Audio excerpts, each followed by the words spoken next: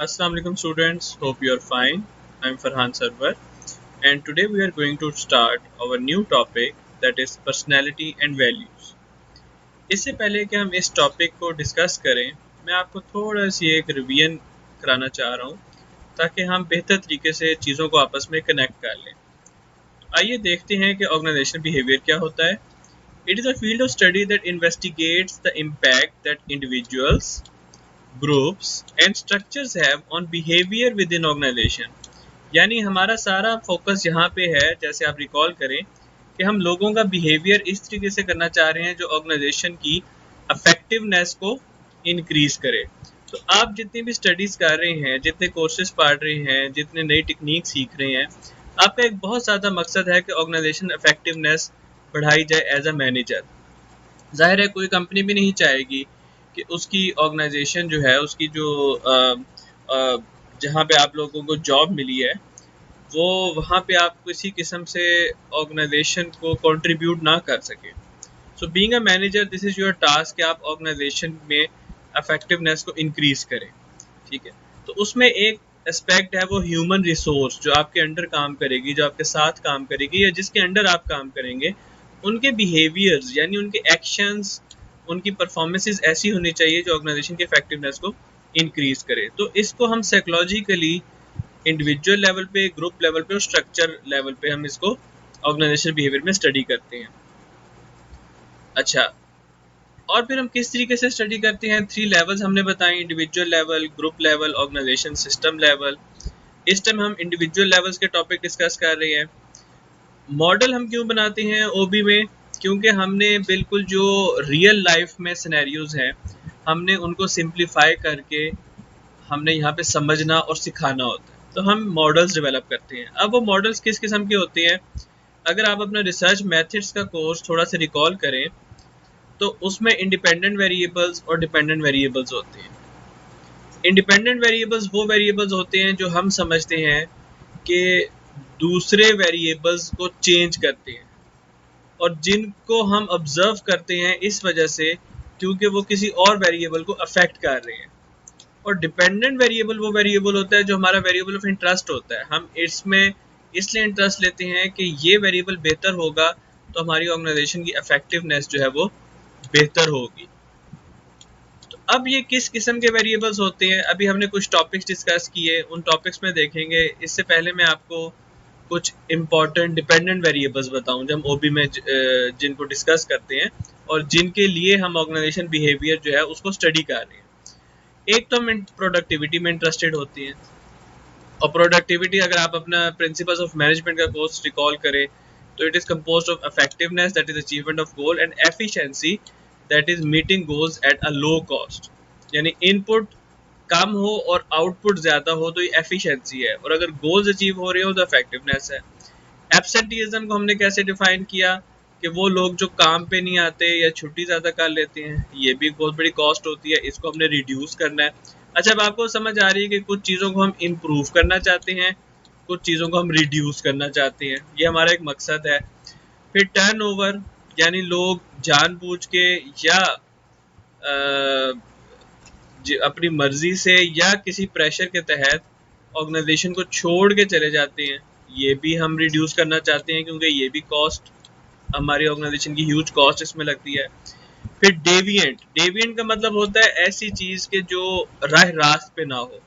तो deviant work place behaviour एक ऐसा जानबूझ के ऐसा बिहेवियर शो करना जो ऑर्गेनाइजेशंस की नॉर्म्स और ऑर्गेनाइजेशंस की पॉलिसीज़ के ख़िलाफ़ है, और इस तरीके से दूसरों की वेलबींग को थ्रेटन करना, ओवरऑल ऑर्गेनाइजेशन की वेलबींग को थ्रेटन करना, इसको भी हम रिड्यूस करना चाह रहे हैं। आगे देखते हैं तो और कौन से डिपेंडेंट वेरिएबल्स हैं। ऑर्गेनाइजेशन सिटीजनशिप बिहेवियर, ये आपका ऐसा वॉलंटरी बिहेवियर होता है जो आपकी जॉब तो उसको रिक्वायर नहीं करती, आप बेशक सिर्फ अपनी जॉब करें, आप अपने काम से काम रखें, लेकिन एक ऐसा बिहेवियर कि अपनी जॉब से बढ़ के आप ओवरऑल ऑर्गेनाइजेशन के लिए सोचें, कुछ ऐसा करें, आप कोई गलती होते देख रहे हैं उसको पॉइंट आउट करें, दूसरे एम्प्लॉयज़ की मदद करें, यानी कि अपनी जॉब से हट के कोई अच्छा काम ऑर्गेनाइजेशन के लिए करना is organisational citizenship behaviour. Then job satisfaction, ये एक एटीट्यूड है, एटीट्यूड में हमने इसको पढ़ा है। तो it's a general attitude, it's not a behaviour, ये एटीट्यूड है। और अगर एटीट्यूड्स में हम डेफिनेशन देखें तो it is over evaluated statement about something. तो हम अपनी जॉब के बारे में क्या वैल्यूएशंस कर रहे हैं, क्या जजमेंट्स कर रहे हैं, ठीक है, वो हमारी जॉब एटीट्यूड कहलाएगी। A positive feeling from one job resulting from an evaluation of its characteristic. तो ये भी मैनेजर चाहेंगे कि ओसीबी भी बढ़े और जॉब सेटिस्फेक्शन भी इंक्रीज हो, ठीक है। तो ये हमारे किस्म के डिपेंडेंट वेरिएबल्स में शामिल होता है। फिर ये इंडिपेंडेंट वेरिएबल्स क्या हैं? अब जिस तरह हम डिफरेंट चैप्टर्स पढ़ रहे हैं, हमने अभी इससे पहले, इस चैप्टर से पहले एटीट्यूड्स को डिस्कस किया, परसेप्शंस को डिस्कस किया, एबिलिटीज़ को डिस्कस किया। ये तमाम के तमाम इंडिविजुअल लेवल करैक्टरिस्टिक्स हैं जिनकी वजह से हमारे आउटकम वेरिएबल्स यानी डिपेंडेंट वेरिएबल्स अफेक्ट होते हैं। इस तरह हमने लर्निंग को डिस्कस किया, डिसीजन मेकिंग हमने डिस्कस की। ये तमाम के तमाम हमारे आउटकम वेरिएबल्स पे अफेक्ट हो रहे हैं, ठीक है। तो ये तमाम इंडिपेंडेंट वेरिएबल्स हैं। अब मैं आपको जो नेक्स्ट डायग्राम दिखाऊंगा, इससे आपको ये समझ आएगी कि ये तमाम आपस में इंटरकनेक्टेड है। किस तरह?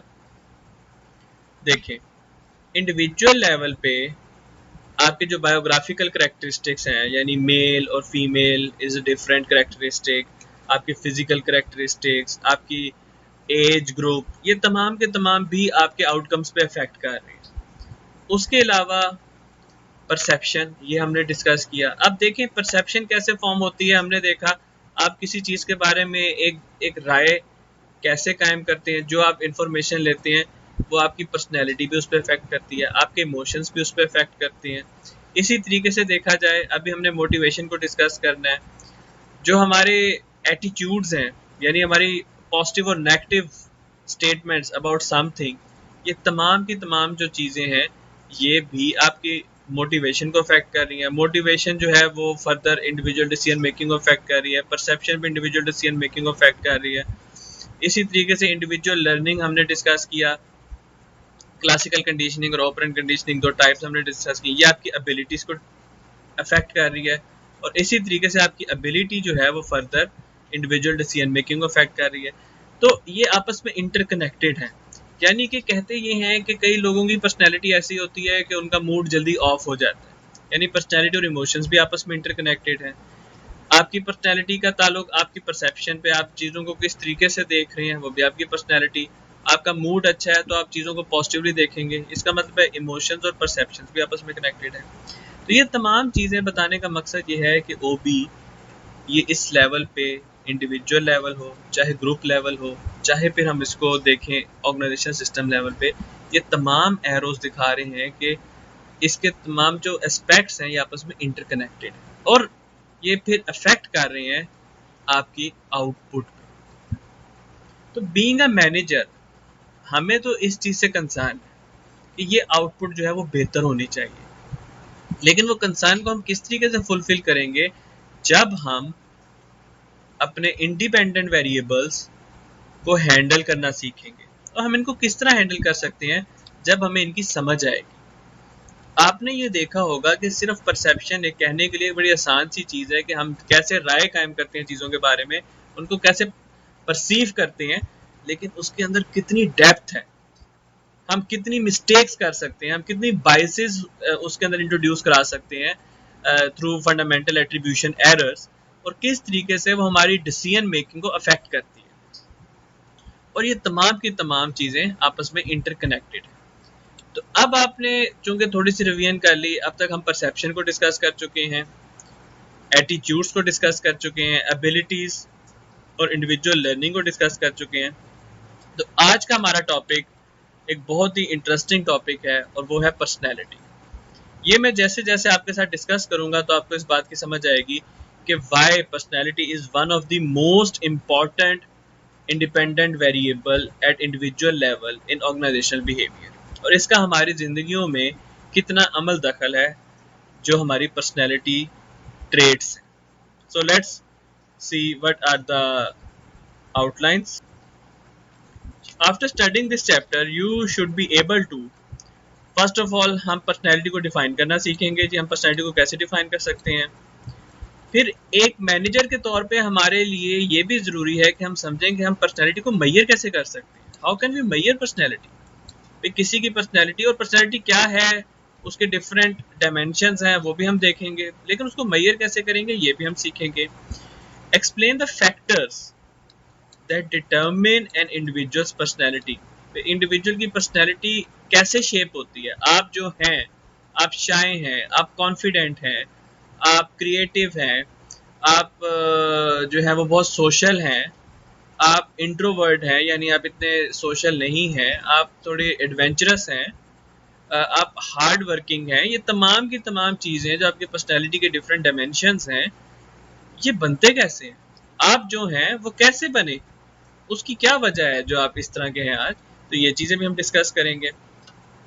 फिर ये Myers Briggs type indicator personality framework, ये एक बहुत फेमस फ्रेमवर्क है ख़ास तौर पे ऑर्गेनाइजेशन से रिलेटेड, जिसमें हम डिफरेंट पर्सनैलिटी टाइप्स को मैयर करते हैं, सीखते हैं, और इसकी स्ट्रेंथ और वीकनेसेस क्या है हम ये डिस्कस करेंगे।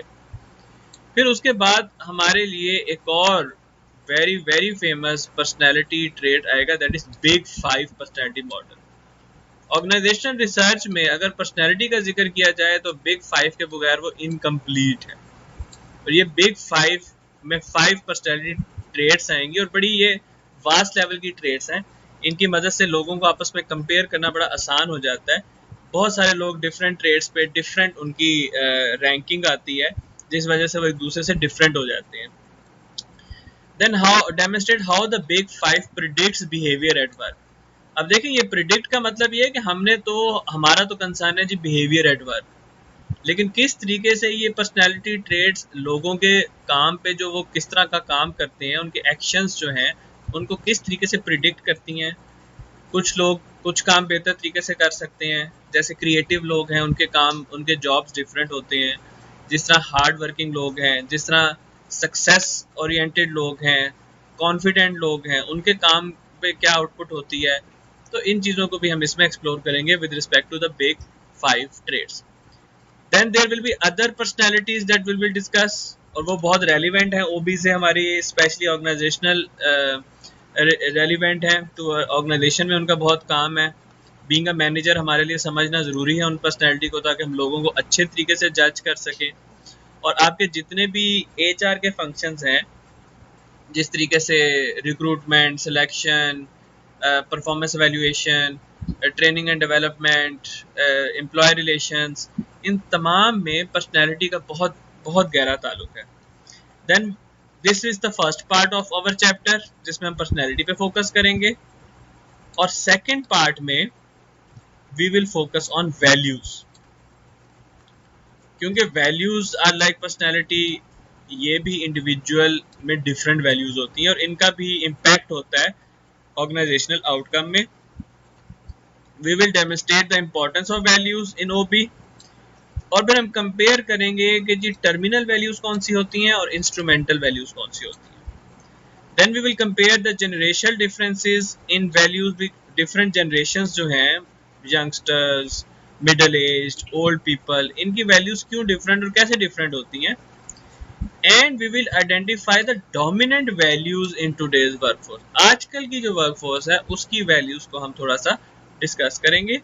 And finally we will discuss Hofstede's 5 value dimensions of natural culture। यानी हॉफस्टेड ने जो नेशनल कल्चर के ऊपर काम किया, उसमें जो वैल्यूज का पोर्शन है वो हम इस चैप्टर में डिस्कस करेंगे। अच्छा जी, व्हाट इज पर्सनैलिटी?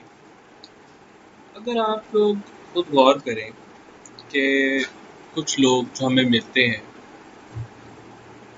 उनकी डिफरेंट क्वालिटीज़ बहुत अपेरेंट होती हैं, वो सामने नज़र आ रही होती हैं। जिस तरह कुछ लोग क्वाइट होते हैं, थोड़े से पैसिव होते हैं, यानी बहुत ज़्यादा शोर शराबा नहीं पसंद करते, थोड़ा चुप करके बैठते हैं, अपनी बात को बहुत ज़्यादा इम्पोज करने की कोशिश नहीं करते। जबकि कुछ लोग हमें जो मिलते हैं वो लाउड होते हैं, उनकी आवाज़ ऊंची होती है, बहुत एग्रेसिव क्वालिटी होती है उनकी, या इम्पोज करने की कोशिश करते हैं। इस तरह कुछ लोग होते हैं जो क्रिएटिव होते हैं, कुछ लोग होते हैं जो जिनको एक्सपीरियंस करना अच्छा लगता है। तो ये डिफरेंट क्वालिटीज़ हैं जो हमें लोगों की नज़र आती हैं। तो ये सब क्या है? ये उनकी पर्सनैलिटीज़ हैं। ये जो आगे चल के हम देखेंगे ये उनकी पर्सनैलिटी ट्रेट्स हैं। ये वर्ड जो ट्रेट्स है ये बहुत ज़्यादा हमें पर्सनैलिटी के साथ सुनने को मिलेगा, क्योंकि ट्रेट हम एक ऐसी क्वालिटी को कहते हैं जो रिलेटिवली परमानेंट होती है, थोड़ी सी इतने आराम से चेंज नहीं होती। ठीक है, तो किस तरह हम पर्सनैलिटी को डिफाइन करेंगे? ये गॉर्डन लेपोर्ट एक बहुत मशहूर रिसर्चर है। इसने बहुत अरसा पहले पर्सनैलिटी पे काम स्टार्ट किया। तो उसने कहा this is the dynamic organisation within the individual of those psychophysical systems that determine his unique adjustment to his environment। अच्छा, अब ये थोड़ी मुश्किल डेफिनेशन है, लेकिन इसके अंदर जो दो तीन चीज़ें मैं आपसे कहूँगा कि आप लोग इसके ऊपर ज़रा फोकस करें। एक तो इन्वायरमेंट और एक ये साइको सोशल सिस्टम। ठीक है, यानी इंसान अपनी इन्वायरमेंट और उसकी जो साइकोलॉजी और फिजिकल सिस्टम है वो जो आपस में किस तरह एक एडजस्टमेंट के तहत चलते हैं, वो उसकी पर्सनैलिटी है। अगर इसी इजियर डेफिनेशन में आपको कोट करूं तो वो ये होगी कि personality is the pattern of relatively enduring ways that a person feels things and behaves. तो ये जो तमाम मजमूआ है उसकी फीलिंग, थिंकिंग और बिहेवियर का, और उसके जो पैटर्न्स जो थोड़े से इंड्यूरिंग का मतलब होता है जो थोड़ा टाइम ज़्यादा चलते हैं, यानी जो रिलेटिवली परमानेंट होते हैं। आप यहाँ पे रिलेटिवली परमानेंट भी कह सकते हैं। So personality is the pattern of relatively permanent ways that a person feels, thinks and behaves. The sum total of ways an individual reacts and interacts with other। यानी उसकी तमाम शख्सियत के जो मजमुआ है वो उसकी पर्सनैलिटी है। The measurable traits a person exhibit। अब पर्सनैलिटी की एक बड़ी इंपॉर्टेंट बात, और बीइंग अ मैनेजर हमारे लिए वो यूजफुल भी इसलिए होगी कि ये एक मेजरेबल चीज़ है। इसको हम मैयर कर सकते हैं। क्यों मैयर कर सकते हैं? क्योंकि बंदे उसको एग्जिबिट करते हैं, या बाकी तरीके जिसे हम देखेंगे हम उसको मैयर भी कर सकते हैं। अब इसको मैयर करने का फ़ायदा क्या है? ऑर्गेनाइजेशनल बिहेवियर के हिसाब से हम पर्सनैलिटीज़ को इसलिए मैयर करते हैं कि वो हमें हमारी ऑर्गेनाइजेशन रिलेटेड या एचआर रिलेटेड बहुत सारे डिसीजंस में हेल्पफुल होती है। जिस तरह हायरिंग में, ये हम आगे चल के देखेंगे किस तरह आपकी पर्सनैलिटी इन्वायरमेंट के साथ इंटरेक्ट करके एक स्पेसिफिक बिहेवियर को प्रिडिक्ट करने में हेल्प करती है। तो हम लोगों को उनकी पर्सनैलिटी के हिसाब से क्यों ना जॉब्स में हायर करें। तो ये एक बड़ा हेल्पफुल मेयरिंग टूल है to position the right people for the right job, और to hire the right people for the right job. Generally इसको मैयर करने का जो कॉमन मेथड है वो सेल्फ रिपोर्टिंग सर्वेज या क्वेश्चनियर्स हैं, जिनके थ्रू हम लोगों की पर्सनैलिटी को असेस करते हैं। ये आगे चल के जब मैं आपको कुछ पर्सनैलिटी टाइप्स डिस्कस करूँगा तो मैं उनके साथ उनके सर्वेज या सेल्फ रिपोर्टिंग क्वेश्चनियर्स भी आपको दिखाऊंगा। एक दूसरा तरीका भी है जो इतना कॉमन नहीं है लेकिन ये ज़्यादा बेहतर तरीके से भी मेजर कर सकता है, वो है ऑब्जर्वर रेटिंग सर्वेज। यानी ऐसे सर्वेज जिसमें दूसरे लोग किसी और बंदे की पर्सनैलिटी को असेस करें। क्यों वो ज़्यादा बेहतर हो सकता है? क्योंकि वो एक इंडिपेंडेंट असेसमेंट दे सकते हैं, यानी उनके अंदर, अब जैसे मैं आपसे कुछ क्वेश्चन पूछूं तो पॉसिबल है कि आप को वो सवाल समझ आ जाए और आप उसको और पॉजिटिव वे में उसका रिस्पॉन्स कर दें। ठीक है, तो अगर कोई इंडिपेंडेंटली आपको ऑब्जर्व करेगा तो वो बेहतर तरीके से आपकी पर्सनैलिटी को जज या असेस कर सकता है। और साइकोलॉजिस्ट को ये सिखाया भी जाता है कि वो लोगों की पर्सनैलिटी को असेस करें, ताकि उन्होंने उनकी जो ट्रीटमेंट करनी है या उनकी जो काउंसलिंग और इंटरवेंशन उनको देनी है वो उनकी पर्सनैलिटी के हिसाब से उसको कस्टमाइज कर सके और वो बेहतर रिजल्ट हासिल कर सकते हैं। तो ये जो पर्सनैलिटी के बारे में बात कर रहे थे हम पहले कि वो गॉर्डन अल्पोर्ट ने जिक्र किया है, अगर मैं पिछली स्लाइड में आपको दिखाऊं जिसमें उसने कहा है इन्वायरमेंट और साइको फिजिकल सिस्टम्स आपस में इंटरेक्ट करते हैं। तो यहाँ पे आप ये देखें कि personality is basically the interacts with the situational factors to produce the feelings, thoughts, attitudes and behaviours. अच्छा, अब बिहेवियर्स क्या हैं ये हमने पहले डिस्कस किया वो तमाम एक्शंस जो ह्यूमन परफॉर्म करते हैं। एटीट्यूड्स क्या हैं, वो एवेल्युएटिव पॉजिटिव और negative statement about certain things और इवेंट्स और स्पेसिफिकली पीपल। थॉट्स क्या हैं, जो हमारे जहन में हमारी सोचें हैं, जिनको हम आमतौर पे साइकोलॉजी की टर्म में कॉग्निशन भी कहते हैं। ये टर्म कॉग्निशन आपको जहाँ पे भी नजर आए, इसका मतलब आपका थॉट पैटर्न आएगा इसमें। एंड योर फीलिंग्स, जो आपके मूड्स और इमोशंस हैं, जो अब हम इसके बाद नेक्स्ट चैप्टर में डिस्कस करेंगे, द मूड्स एंड इमोशंस। ठीक है, तो ये फीलिंग्स का इसके लिए वर्ड है, इसको अफेक्ट भी कहते हैं, इमोशंस, राइट। तो ये जो चीज़ें हैं, ये आपस में पर्सनैलिटी सिचुएशनल फैक्टर में इंटरेक्ट करके ये तमाम चीज़ों को शेप अप करती है। इससे भी पर्सनैलिटी का इम्पॉर्टेंट डिटर्मिनेंट है ऑर्गेनाइजेशन में लोगों को असेस करने का, कि उनके बिहेवियर्स किस तरह हो सकते हैं, उनके एटीट्यूड किस तरह हो सकते हैं, उनके थॉट्स और उनकी फीलिंग्स किस तरह हो सकती हैं। So it is the interaction of personality and situational factors that determine how people think, feel, and behave in general, and how they do so within an organization. In some organization, there are strong situational constraints and pressure, such as job requirements or strict rules and regulation that force people to behave in a certain way regardless of their personalities. अच्छा, इसकी best example मेरे जहन में जो आ रही है वो है आर्मी। अब आर्मी में अव्वल तो आर्मी जो है वो उन्हीं लोगों को हायर करती है जो जो वो समझती है कि पर्सनैलिटी जो है वो आर्मी का जो डिसिप्लिन है, आर्मी का जो ओबीडियंस है, कंप्लायंस है, वो उससे मैच करती है। तो आप सब लोग जानते होंगे कि आर्मी में जब भी आप एक प्रोसेस के थ्रू रिक्रूट होते हैं, तो एक पूरा उसमें साइकोलॉजिकल एनालिसिस या साइकोमेट्रिक एनालिसिस जो है वो किया जाता है, और उसमें पर्सनैलिटी जजमेंट भी की जाती है। तो उसके बावजूद अगर डिफरेंट पर्सनैलिटी के लोग भी आर्मी में चले जाएं, तो जिस तरीके से उनकी ट्रेनिंग होती है, जिस तरीके से उनको रूल्स एंड रेगुलेशन से गुजरना पड़ता है through training and after that, तो वहाँ पे रिगार्डलेस ऑफ देयर पर्सनैलिटीज वो एक ख़ास तरीके से उनको आदत हो जाती है बिहेव करने की। सिमिलरली बहुत सारी जॉब जैसे कस्टमर केयर की जॉब्स होती हैं, रिसेप्शनिस्ट की जॉब होती हैं, जिसमें regardless of what how you are feeling, आप किस तरह, आपका मूड या इमोशंस किस तरह है, ये आगे इमोशंस के चैप्टर में भी पढ़ेंगे। आपकी जॉब की रिक्वायरमेंट ऐसी होती है कि आपको एक स्माइली फेस के साथ वहाँ पे बैठना पड़ता है। तो even if you are a neurotic person, यानी कि जो जल्दी नेगेटिव थिंकिंग में चले जाते हैं, आपको पॉजिटिव बिहेवियर वहाँ पे शो करना है। सो पर्सनैलिटी और सिचुएशनल फैक्टर, कभी कभी सिचुएशनल फैक्टर्स इतना ज़्यादा अफेक्ट करते हैं कि आपकी पर्सनैलिटी वहाँ पे अपना पार्ट प्ले नहीं कर सकती।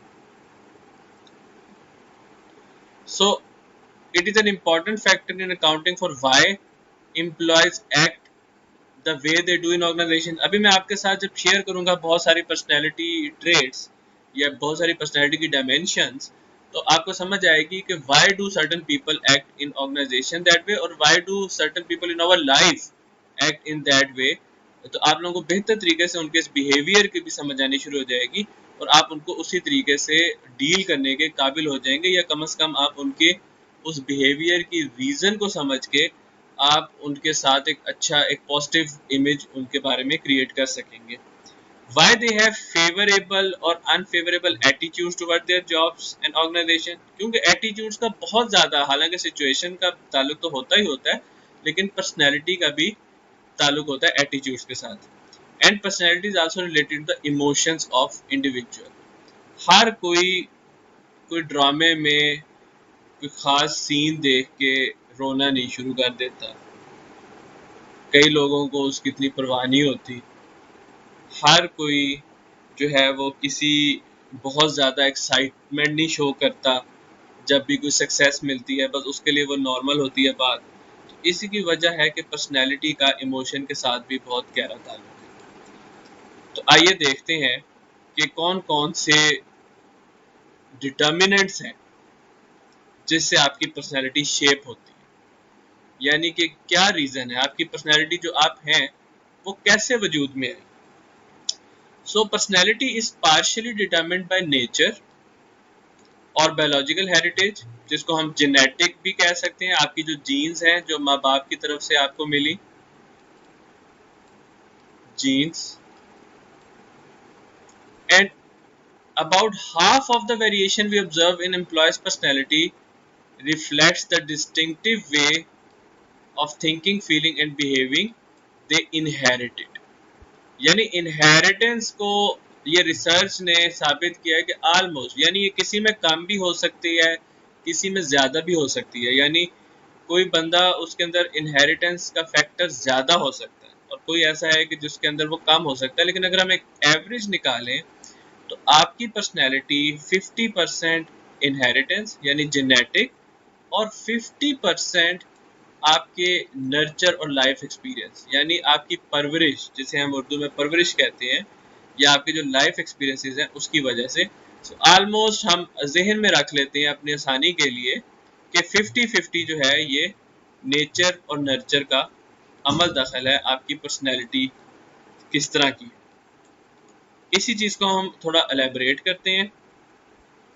हेरिडिटी। अब हेरिडिटी क्या है? फैक्टर्स डिटरमिन्ड एट कंसेप्शन, आपकी पैदाइश के टाइम। वो कौन से होते हैं? आपका फिजिकल स्टैचर, फेशियल अट्रैक्टिवनेस, आपकी जेंडर, आपकी टेम्परामेंट, आपकी मसल कॉम्पोजिशन, आपके रिफ्लेक्सेस, एनर्जी लेवल, बायोरिथम। सो बहुत सारे जो आपके फिजिकल फीचर्स हैं वो तो होते ही हेरिडिटिकल, वो समझे कि ऑलमोस्ट 100% आपकी पैदाइश के टाइम ये डिटर्मिन हो जाता है कि आपकी आंखों का कलर क्या होगा। आई कलर जो है वो बहुत ज़्यादा हेरिडिटरी होता है। आपके बालों की नोयत करली हैं, स्ट्रेट हैं, आपके facial features, of course gender वगैरह। सो बहुत सारे साइकोलॉजिस्ट भी कहते हैं कि जी हेरिडिटी जो है उसका आपकी पर्सनैलिटी में बहुत गहरा ताल्लुक है। The heredity approach argues that genes are the source of the personality. अब उन साइकोलॉजिस्ट को इस बात को कैसे पता चला? वो इस तरह पता चला कि जब वो ट्विंस, आइडेंटिकल ट्विंस पे स्टडी करते हैं। अब आपको पता है जो आइडेंटिकल ट्विंस होते हैं उनके जेनेटिक स्ट्रक्चर बिल्कुल सेम होते हैं। तो पता ये चला और इंटरेस्टिंग इसमें बड़े रिजल्ट्स आए। जिस तरीके से एक एग्जांपल है कि दो ट्विंस अपनी पैदाइश के टाइम वो सेपरेट हो गए और में बिल्कुल डिफरेंट एनवायरनमेंट में पले बढ़े और ऑलमोस्ट 39 इयर्स वो बिल्कुल सेपरेटेड रहे। लेकिन हैरत अंगेज तौर पे उनकी बहुत सारी आदत सेम थी, यहाँ तक कि वो एक ही मॉडल की गाड़ी, एक ही कलर की गाड़ी यूज़ करते थे और दोनों के जो बहुत सारे कपड़े थे पहनना, वो ओढ़ना, वो भी सेम था। दोनों के इवन जो डॉग्स के नेम्स थे वो भी सेम थे। तो इस हद तक भी यहाँ पे हमें नज़र आया कि जेनेटिक्स जो है इतना पार्ट प्ले करता है कि आपकी पर्सनैलिटीज़ आपस में सिमिलर। और कई दफ़ा ऐसा भी होता है कि इतना जेनेटिक इफेक्ट आपके ऊपर डोमिनेंट होता है कि जो आपके पेरेंट्स की जो आप में ऐड कर रहे हैं, जो एनवायरनमेंट प्रोवाइड कर रहे हैं, वो इतना ज़्यादा आपकी पर्सनैलिटी डेवलपमेंट में पार्ट प्ले नहीं करता। ये कुछ लोगों में ये होता है, ये ज़रूरी नहीं कि सब में ही ऐसे हो, लेकिन उसके बावजूद there is always a hope and that hope is that there is some personality change over a long time period. और ये मैं अगर अपने एक्सपीरियंस से भी आपको बताऊं, I have seen personalities not totally transform but being better. अगर किसी के अंदर कोई नेगेटिव ट्रेट था तो वो उसके ऊपर काबू पा सकता है मेहनत से, ट्रेनिंग से, अपने माइंड को, अपनी हैबिट्स को चेंज करके या अपने आप को मैसेजिंग करके। देयर आर मैनी वेज कि आप ओवर द टाइम पीरियड अपनी पर्सनैलिटीज को वो चेंज कर सकते हैं। तो ये तो हो गया हेरिडिटी का इसमें इफेक्ट। इससे पहले कि इन्वायरमेंट को डिस्कस करें, मैं आपको एक इंटरेस्टिंग रिसर्च कोट करना चाहता हूँ कि ये भी पता चला है कि कुछ लोग जिनकी पर्सनैलिटीज़ वो सेम होती हैं, उनकी जॉब सेटिस्फेक्शन भी सेम होती है। यानी कि जॉब सेटिस्फेक्शन लेवल्स का भी बहुत गहरा ताल्लुक है आपके जेनेटिक पर्सनैलिटीज़ से। और ये भी ट्विन स्टडीज़, इवन मतलब आपको पता है ये जो ट्विन स्टडीज़ की जाती हैं ये ओवर द ईयर्स चलती हैं। यानी कि जो रिसर्चर्स होते हैं वो डेकेड्स तक, इवन 25 30 40 साल तक भी वो ट्रैक करते रहते हैं उन ट्विंस को। उनसे ये भी पता चला है कि समटाइम्स जो सेपरेटेड ट्विंस होते हैं उनकी पर्सनैलिटीज आपस में ज़्यादा मिलती है, और वो जो जिन लोगों के साथ पले बड़े होते हैं उनके साथ इतनी ज़्यादा मैच नहीं करती। तो ये तो हो गया हेरिडिटी या जेनेटिक्स पर्सनैलिटी का डिटर्मिनेंट। अच्छा, ये जब इन्वायरमेंट की हम बात कर रहे हैं तो इससे पहले हमने जेनेटिक्स को डिस्कस किया, तो इसका ये कतई मतलब नहीं है कि पर्सनैलिटी बिल्कुल ही चेंज नहीं होती। Aldous it is a stable thing, ये नहीं है कि एक दिन या 2 दिन या 1 साल या 2 साल में हम कहें जी पर्सनैलिटी चेंज हो जाएगी। हाँ, लेकिन इन्वायरमेंट का इन्फ्लुएंस ज़रूर होता है उसके ऊपर। या जिस तरह किसी की पर्सनैलिटी खुल के सामने आती है या वो एक ख़ास शेप लेती है या बिहेवियर में कन्वर्ट होती है, उसका कम अज़ कम बहुत ताल्लुक इन्वायरमेंटल फैक्टर से होता है। अच्छा, वो फैक्टर्स क्या-क्या होते हैं? जैसे हमारा कल्चर, जो जनरेशन टू जनरेशन एक किसी ख़ास इलाके में कुछ ख़ास तरीके से लोग बिहेव कर रहे होते हैं, वो बहुत हद तक आपकी पर्सनैलिटी का कौन-सा एस्पेक्ट कितना ज़्यादा अपने आप को बिहेवियर में कन्वर्ट करता है, इस चीज़ से बहुत रिलेट करता है। अब जिस तरह आप देखें कि अगर if you have an aggressive personality और आप एक ऐसे कल्चर में हैं जहाँ generally people are cool and calm, तो बहुत ज़्यादा इम्पैक्ट होगा कि आपकी वो एग्रेसिवनेस जो है वो कन्वर्ट हो इन एक्शंस में। और बिल्कुल सेम जो है वो फैमिली नॉर्म्स या फैमिली के जो तौर तरीके हैं, फैमिली का जो एक ख़ास जो एक कलेक्टिव तरीक़ाकार है अपने काम करने का, आपस में मेल-जोल रखने का, बातचीत करने का। अगर किसी का फैमिली नॉर्म है to keep their voice low, या किसी का फैमिली नॉर्म है to to respect the elders, तो वो बहुत हद तक आपकी पर्सनैलिटी का पार्ट बन जाएगा। या किसी अगर एक फैमिली है जो बहुत सोशल है, आपस में मेल-जोल बहुत रखती है, तो देयर इज़ अ चांस कि अगर फैमिली में कोई इंट्रोवर्ट है, यानी जो थोड़ा-सा सोशल गैदरिंग से घबराता है, वो भी उसमें एडजस्ट करने के ज़्यादा काबिल हो जाएगा। आल्दो अगर कोई इंट्रोवर्ट है तो वो सोशल तो नहीं होगा कि वो कंप्लीटली कहें जी वो बहुत ज़्यादा सोशल हो जाएगा, लेकिन ये कि वो उन सिचुएशंस को हैंडल करने के ज़्यादा काबिल हो जाएगा। इसी तरह आपके फ्रेंड्स या सोशल ग्रुप्स या पीयर प्रेशर का भी बहुत ज़्यादा ताल्लुक होता है आपकी पर्सनैलिटी डेवलप होने में।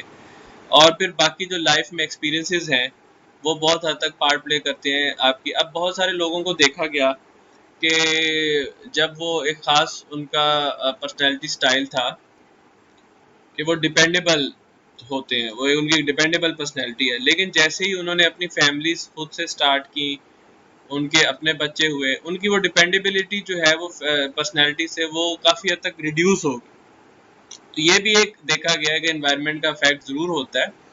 आल्दो आई पर्सनली बिलीव कि genetics are always there, genetics को हम नहीं हटा सकते, but the best we can do is to provide the situation जिसमें वो पर्सनैलिटी जो है वो, अगर वो एक नेगेटिव एस्पेक्ट है उस पर्सनैलिटी का, तो वो ख़त्म हो जाए या कम से कम दब जाए, and to provide a situation के जो पर्सनैलिटी के जो पॉजिटिव इफेक्ट्स हैं वो खुल के सामने आए। तो ये जब हम आगे पर्सनैलिटी ट्रेट्स डिफरेंट डिस्कस करेंगे तो इन एग्जांपल्स को भी मैं कोट करता रहूँगा कि किस तरीके से बेहतर सिचुएशन के ज़रिए हम पर्सनैलिटीज़ को यूज़ कर सकते हैं, पर्सनैलिटी डायमेंशंस को से हम अपने बिहेवियर्स जो हैं, परफॉर्मेंसेस जो हैं, उनको बेटर कर सकते हैं। तो आप ये देखें कि सिचुएशन का बहुत गहरा ताल्लुक है, ये हमने पहले डिस्कस किया है। अब एक पर्सन जो है मॉस्क में उसकी बिहेवियर डिफरेंट है, उसका जॉब पे बिहेवियर डिफरेंट है, फ्रेंड्स गैदरिंग में बिहेवियर डिफरेंट है, तो हालांकि उसकी पर्सनैलिटी तो सेम है, लेकिन वो पर्सनैलिटी किस तरीके से सिचुएशन में अपने आप को मैनिफेस्ट करवा रही है, वो अपने बिहेवियर्स में कन्वर्ट करा रही है, उसका सिचुएशन के साथ भी गहरा ताल्लुक है। पर्सनैलिटी ट्रेट्स क्या होते हैं? अब हम पर्सनैलिटी को ट्रेट्स क्यों कहते हैं? क्योंकि जैसे मैंने पहले स्लाइड में बताया कि traits are enduring characteristic that describe an individual's behaviour. Enduring means, अच्छा अब इसमें कंपैरिजन आएगा जब हम मूड्स और इमोशंस का चैप्टर पढ़ेंगे। अब होता ये है कि मूड्स एंड इमोशंस जो हैं वो बहुत इंस्टेंटेनियस होते हैं। एक ख़ास स्टिमुलस मिलता है, ट्रिगर मिलता है, आपका मूड चेंज होता है, आपके इमोशंस जो हैं वो रैपिडली चेंज हो सकते हैं। जो आपके एटीट्यूड्स हैं वो थोड़े से स्टेबल हैं, यानी आप over the time, over a weeks, over a months एक एटीट्यूड किसी चीज़ के बारे में बनाते हैं। बहुत कम ऐसा होता है कि फौरी तौर पे एक एटीट्यूड डेवलप हो जाए, थोड़ा उसमें टाइम लगता है, क्योंकि उसका ताल्लुक जो है वो आपकी पसंदीदगी और नापसंदीदगी के साथ होता है। लेकिन जो पर्सनैलिटी ट्रेड्स हैं, ये एक लॉन्ग लास्टिंग थिंग है, ये इंड्योरिंग है, ये कंसिस्टेंट है।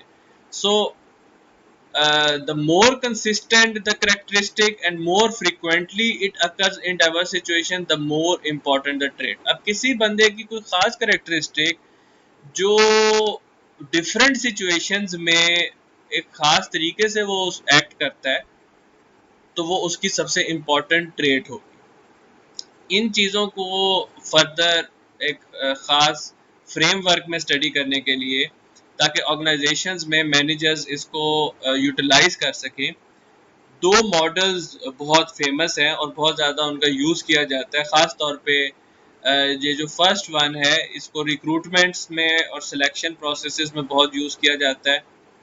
Is the Myers Briggs type indicator MBTI।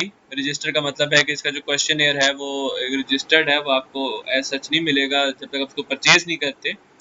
And the other one which is now it is very famous because इसका परफॉर्मेंस के साथ भी और दूसरे भी ऑर्गेनाइजेशनल आउटकम वेरिएबल्स हैं उनके साथ भी बहुत गहरा ताल्लुक है, और रिसर्च इसके ऊपर बहुत एक्सेसिव रिसर्च रिसेंट ईयर्स में की गई है। तो अब नेक्स्ट कुछ स्लाइड में हम इन दोनों फ्रेमवर्क्स को डिस्कस करेंगे इन डिटेल।